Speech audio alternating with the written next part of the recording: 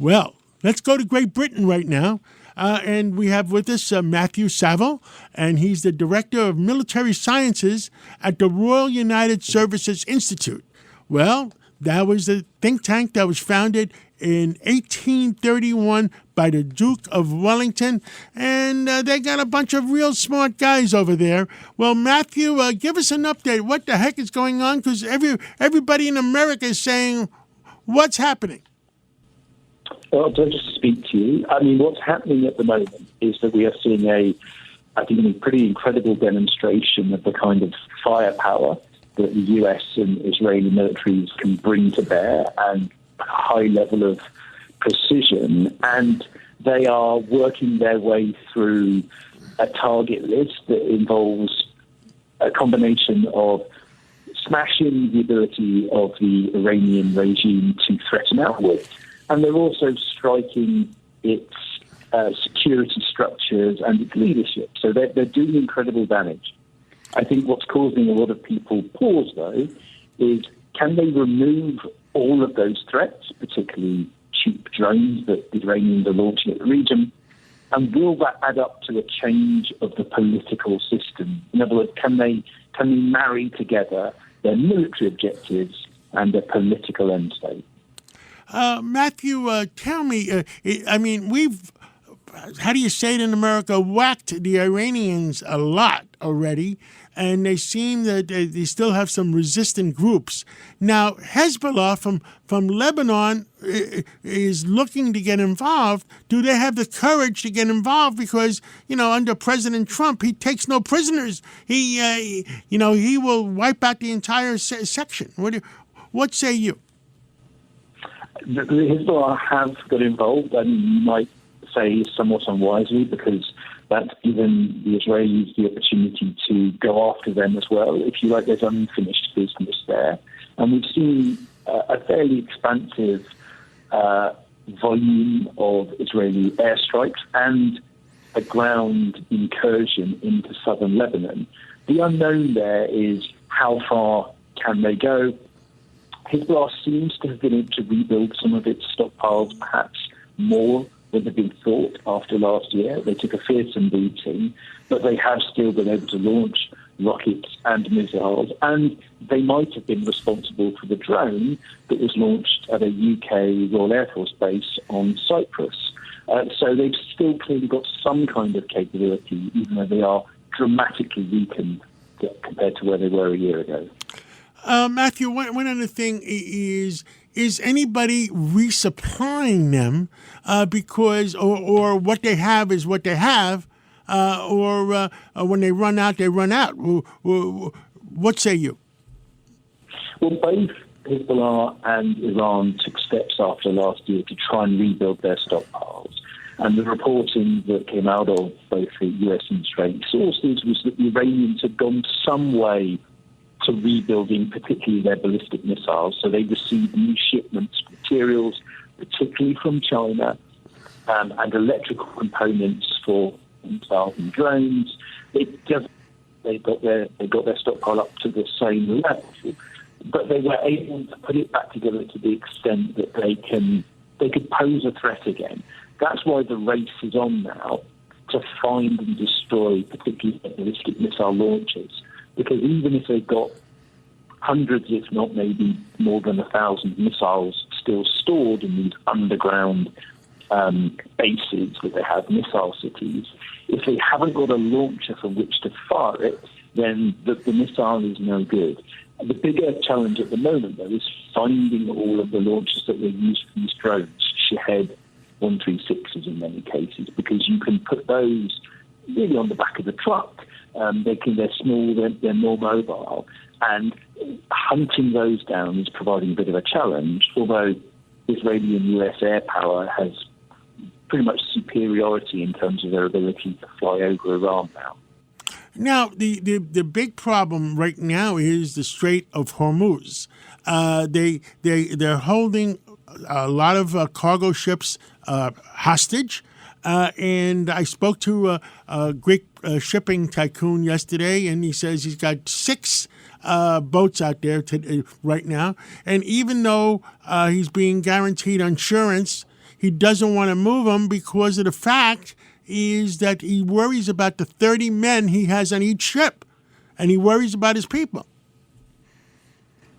Yes, closing the strait or threatening the strait is really a question of confidence. How confident are people that they can get through without being attacked?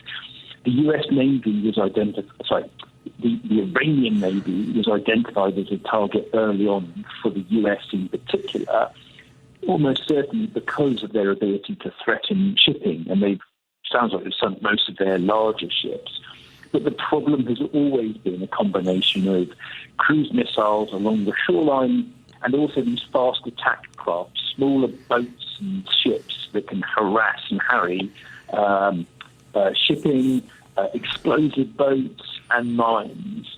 And so the Iranians can give the impression that they've still got hundreds, if not thousands, of these smaller boats and mines. And then it's a question of, will shipping companies take the risk? And that is a bit of a challenge because it does mean that we might be calling upon the US Navy and others to demonstrate that they can escort shipping through without incident. Even China has rebuked the Iranians for hitting their neighbors. Is that a positive occurrence for our side of the free world right now? Well, the Iranians are trying not to target Chinese ships, and there's some evidence that various ships are trying to signal that they're Chinese, even if they're not.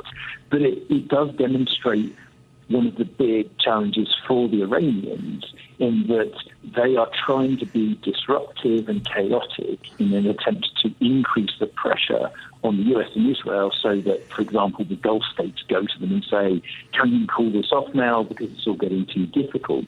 But what's actually happening for the time being is that those states are going from being, agnostic, maybe sitting on the fence, to actually being, frankly, not unsurprisingly, pretty angry with the Iranians because drones and missiles are falling in civilian areas in the United Arab Emirates, in Kuwait, in Qatar, even apart from the military facilities that are in those countries.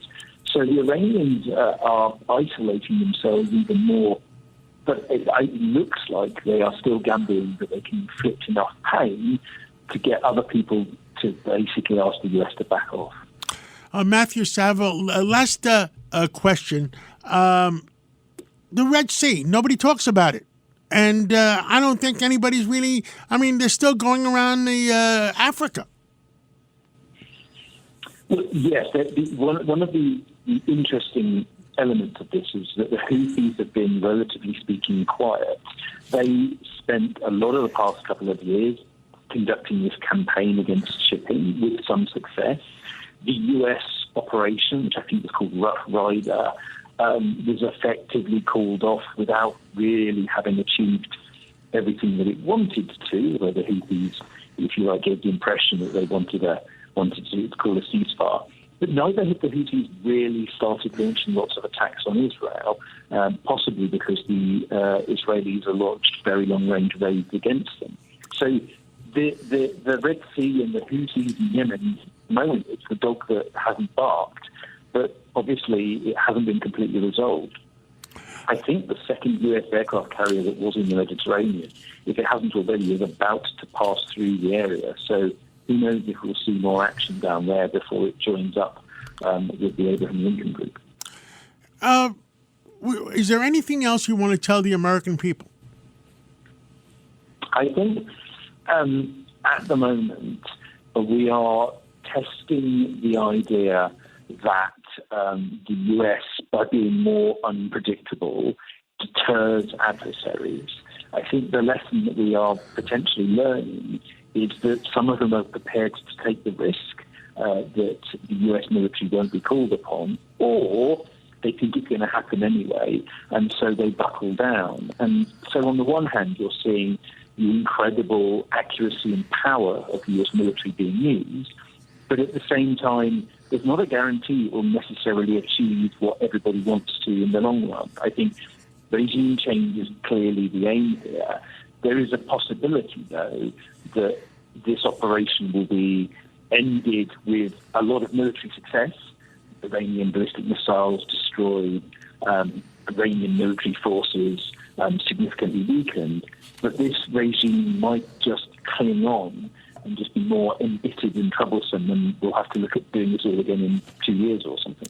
A lot of the newspapers are writing, and a lot of the media, that the Iranians have misjudged the determination of President Trump and the ability of our military. And what say you? I think the Iranians have spent the past couple of years getting a lot of their calculations badly wrong. I don't think they realised that when Hamas attacked Israel, 2.5 years ago now, that the Israelis would not tolerate the kind of threats that they had lived with for several years beforehand. I think Hezbollah made the same mistake. And so when the Iranians launched missiles to make a point, I think they completely underestimated the likelihood that the Israelis would seek to strike back, and to do so in a way that really changed the balance of power in the region. So, yes, as much as I fear we are underestimating the ability of the regime to cling on, I think they have badly underestimated the likelihood that there would be action taken against them, and I think that includes in their negotiations with the US recently. Matthew Savill, Director of Military Science at the Royal United Services Institute, thank you so much for coming on this Sunday morning, and God bless you, and God bless America, God bless Europe, and God bless the UK.